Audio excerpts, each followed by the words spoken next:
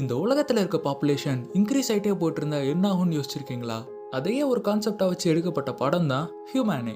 Population ரொம்ப அதிகமானனால food வாட்டர்னு இருக்கிற எல்லா ரிசோர்ஸும் ரொம்ப கம்மியாக தான் இருக்கு. அதனால யூஎன் ஒரு ரூலை கொண்டு வர்றாங்க.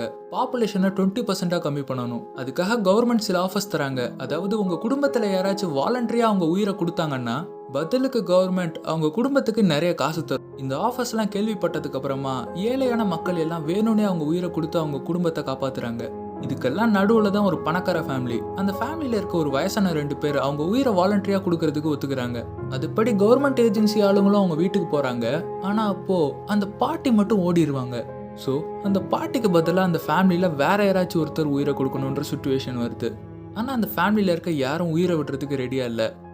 இதுக்கப்புறம் என்ன நடக்க போகுதுன்றது தான் இந்த படத்தோட கதை.